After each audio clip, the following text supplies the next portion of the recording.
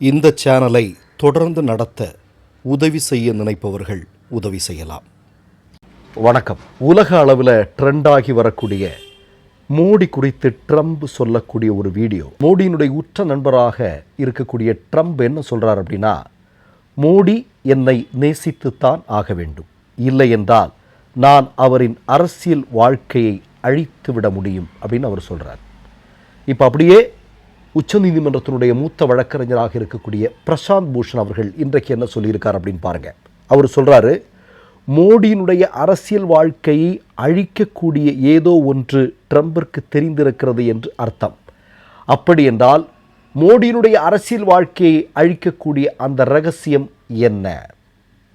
சரி, இதை இப்படி வச்சுங்க. உங்களுக்கெல்லாம் நல்லா தெரியும் எப்ஸ்டைன் ஃபைல் இல்லையா? அதில் பாதி தான் பிரிக்கப்பட்டிருக்கிறது, மீதி இனி பிரிக்கப்பட வேண்டியிருக்கிறது. உலகத்தினுடைய மிக முக்கியமான தலைவர்களெல்லாம் வயிற்றில் புலியை கரைத்து கொண்டிருக்கிறார்கள் என்பது நமக்கு தெரியும். இந்த நேரத்தில் தான் ரெண்டாம் கட்டமாக வெளிவராத பல விஷயங்கள் நேற்றைய தினம் வெளிவந்திருக்கிறது. அதில் நீங்கள் ரெண்டாம் கட்டத்தில் வந்த சில விஷயங்கள் பிளாக் மார்க் போட்டு அந்த பெயரெல்லாம் அடித்து வச்சுருந்தாங்க. இந்த பெயர்களை நீங்கள் வெளியிடலாம் அப்படின்னு சொல்லிட்டு இன்றைக்கு அமெரிக்கா சொல்லியிருக்கிறாங்க. இந்த நேரத்தில் தான் அனில் அம்பானி, உங்களுக்கெல்லாம் நல்லா தெரியும், ஒரு சின்ன ஒரு முன்னோட்டம் மட்டும் நான் சொல்லிடுறேன். அனில் அம்பானி தான் எப்ஸ்டைனுக்கும் மோடிக்கும் இடையில் இடைத்தரகராக இருந்திருக்கிறார் அப்படிங்கிற செய்தி சில தினங்களுக்கு முன்பு வெளியாகி இருக்கிறது என்பது நமக்கு தெரியும். இந்த நேரத்தில் தான் அனில் அம்பானியை பற்றி எப்ஸ்டைன் ஃபைலில் வந்திருக்கக்கூடிய ஒரு செய்தி என்ன அப்படின்னு பார்த்தீங்கன்னா, ஒரு ஸ்வீடிஷ் பெண்ணை இந்த அனில் அம்பானிக்கு எப்ஸ்டைன் அறிமுகம் செய்து வைக்கிறார். அதை அனில் அம்பானி ஏற்றுக்கொண்டிருக்கிறார் என்கிற தகவல் தற்போதைய எப்ஸ்டைன் ஃபைலில் வெளிவந்திருக்கிறது. உங்களுக்கெல்லாம் நல்லா தெரியும், நம்ம மேலோட்டமாக ஒரு உலகத்தில் இருக்கக்கூடிய மிக முக்கியமான தலைவர்கள், தொழிலதிபர்கள் அல்லது அரசியல் பிரதிநிதிகள், இப்படி ஆட்களுடைய கிசுகிசுக்களை பற்றி தான் நம்ம கூடுதலாக இந்த எப்ஸ்டைன் ஃபைல் தொடர்பாக பேசி கொண்டிருக்கிறார்கள். ஆனால் மிக முக்கியமான விஷயம் அப்படிங்கிறது, எப்ஸ்டைன் என்று சொல்லக்கூடிய ஆள் யார் அப்படின்னா, இஸ்ரேலுடைய உளவு அமைப்பான மொசாட்டினுடைய ஒரு ஏஜென்ட். அதில் யாருக்கும் எந்த விதமான சந்தேகமும் வேண்டாம். நமக்கு கூட நல்லா தெரியும், இன்றைக்கு மோடி அவர்கள் ட்ரம்புடைய நட்பு எப்படியாவது வேணுங்கிறதுக்காக இஸ்ரேலில் போய் நடனமாடினார் அப்படிங்கிற செய்தியெல்லாம் வெளிவந்தது அப்படிங்கிறது உங்களுக்கு நல்லா தெரியும். ஏராளமான விஷயங்கள் நீங்கள் பார்த்தீங்க அப்படின்னா இஸ்ரேலை சுற்றித்தான் எப்ஸ்டைனுக்கு இருந்திருக்கிறது. அப்போது எப்ஸ்டைன் அப்படிங்கிற ஆள் ஒரு மொசாட்டுடைய உளவாளி அப்படிங்கிறது இன்றைக்கு வெட்ட வெளிச்சத்திற்கு வந்திருக்கிறது. இப்போ இதெல்லாம் செய்திகள். இப்போது நாம் என்ன, பாராளுமன்ற கூட்டத்தொடர் நடந்து கொண்டிருக்கிறது. இதில் இன்றைய தினம் வந்திருக்கக்கூடிய செய்தி என்ன?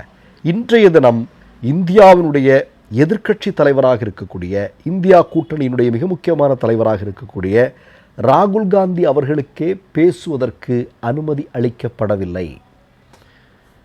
நல்லா கேட்டுங்க, ராகுல் காந்தியை கூட பேச அனுமதிக்கலை அப்படிங்கிறது இந்த நேரத்தில் பார்க்கணும். அதற்காக பாராளுமன்றத்தினுடைய சபாநாயகராக இருக்கக்கூடிய ஓம் பிர்லா அவருக்கு எதிராக இம்பீச்மெண்ட் கொண்டு வருவதற்கு இந்தியா கூட்டணி தயாராகி கொண்டிருக்கிறது என்பது முக்கியமான விஷயம்.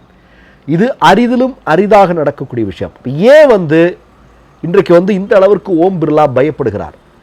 எதிர்க்கட்சிகளை பேச ஏன் இந்த பாராளுமன்ற கூட்டத்தொடரில் தொடர்ந்து அதற்கு தடை போட்டு கொண்டிருக்கிறார் அப்படின்னு நீங்கள் பார்த்தீங்க அப்படின்னா, அதற்கு மிக முக்கியமான காரணங்கள் இருக்கிறது. ஒன்று, ராகுல் கையில் இருக்கக்கூடிய புத்தகம், முன்னாள் இராணுவ தளபதி வெளியிட்டிருக்கக்கூடிய மோடியினுடைய ஆட்சியில் இந்திய சீன எல்லையில் இந்திய இராணுவர்கள் தாக்கப்பட்ட போது திரும்ப சீன இராணுவ வீரர்களை தாக்குவதற்காக இந்திய இராணுவ வீரர்கள் அனுமதி காட்டபோது ஏன் அது முதலில் அமைதி காக்கப்பட்டது அப்படிங்கிற ஒரு மிக முக்கியமான கேள்வி அந்த புத்தகத்தில் இருக்குது.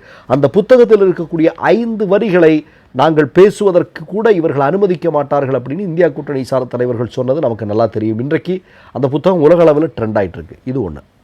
ரெண்டாவது விஷயம் நமக்கு தெரியும், ராகுல் காந்தி தொடர்ந்து சொல்லி கொண்டிருக்கிறார், ட்ரம்பை பார்த்து மோடி பயப்பட்டு கொண்டே இருக்கிறார்.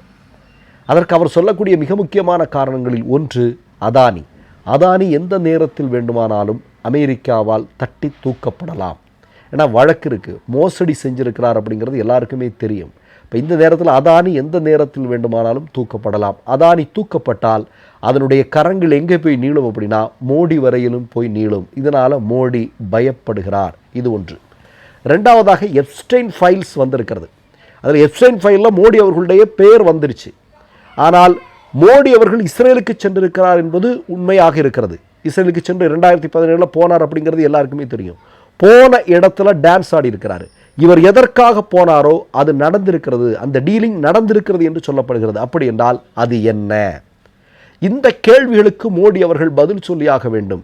ஆனால் மோடியினுடைய உரை இல்லாமலேயே முடித்து வைக்கப்பட்ட நிகழ்வு நமக்கு நடந்திருக்கிறது அப்படிங்கிறத நம்ம கண்கூடாக பார்க்கலாம். இப்போ மோடியை காப்பாற்றுவதற்கான வேலையை ஓம் பிர்லா செய்து கொண்டிருக்கிறார். என்ன சொல்கிறார்? அதாவது உக்ரைன் வாரம் நினச்சா அவர் நிப்பாட்டிடுவார். உலகத்தில் எந்த பிரச்சனைனாலும் விஸ்வகுரு நினச்சா அடுத்த செகண்டே போயிடும். விஸ்வகுரு யார் தெரியுமா இப்படின்னு ஆர்எஸ்எஸ்காரன் பூரா சொல்லிட்டு இருக்கிறான் இல்லையா?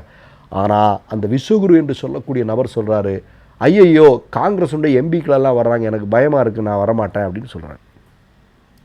தன்னுடைய சொந்த நாட்டில் பிரதமராக இருக்கக்கூடிய நபர் சொந்த நாட்டினுடைய பாராளுமன்றத்தில் அந்த நாட்டினுடைய மக்களால் தேர்ந்தெடுக்கப்பட்ட பாராளுமன்ற உறுப்பினர்களை பார்த்து அஞ்சி வராமல் இருக்கிறார் என்றால், அழுது கொண்டிருக்கிறார்கள் என்றால் என்ன சொல்லுவது? நான் தான் வர வேண்டாம்னு சொன்னேன்னு ஓம் பிர்லா அவர்கள் சொல்கிறார்.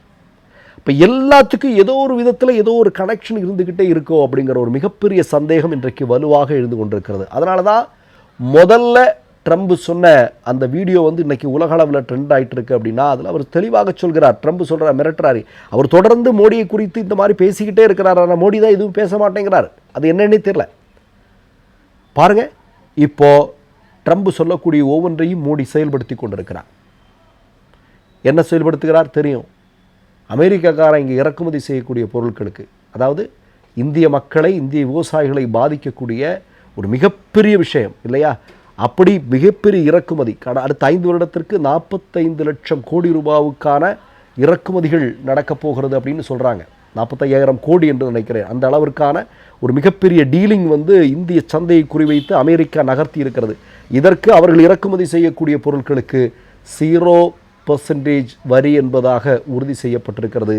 ஆனால் நம்முடைய பொருட்களுக்கு 18% வரி. இது குறித்து கூட வாய் திறக்காமல் இருக்கிறார் நம்முடைய பிரதமர் மோடி. ட்ரம்ப் சொல்லக்கூடிய எல்லா விஷயங்களுக்கும் அவர் ஆமாஞ்சாமி போடுறார். எல்லாத்துக்கும் ஆமாஞ்சாமி போடுறார். சில விஷயங்களுக்கு பேசாமல் இருக்கிறார். இது என்னங்கிறதே புரியல. அதனால தான் பிரசாந்த் பூஷன் கேட்குறாரு, இன்றைக்கு மோடி அவர்களினுடைய அரசியல் வாழ்க்கையை அழிக்கக்கூடிய ஏதோ ஒன்று ட்ரம்புக்கு தெரிந்திருக்கிறது என்பதுதான் ட்ரம்பினுடைய இந்த வீடியோவை பார்க்கும்போது நமக்கு புரியுது. அது என்ன? ஆனால் மோடியிடமிருந்து பதில் வருமா? மோடியிடமிருந்து பதில் வராது.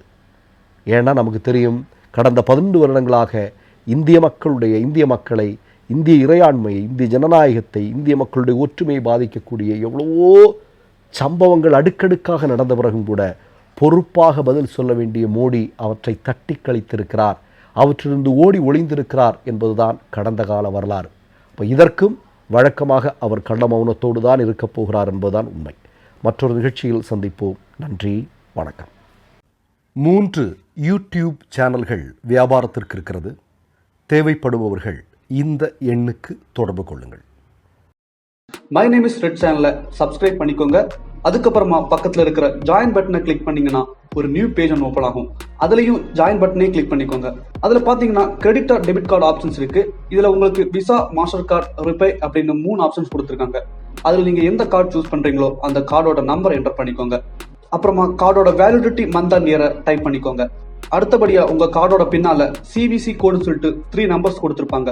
அந்த நம்பர் இதுல என்டர் பண்ணிக்கோங்க. அப்புறமா அட்ரஸ் அண்ட் இன்ஃபர்மேஷன் என்டர் பண்ணிட்டு பைங்கிற பட்டனை கிளிக் பண்ணிக்கோங்க.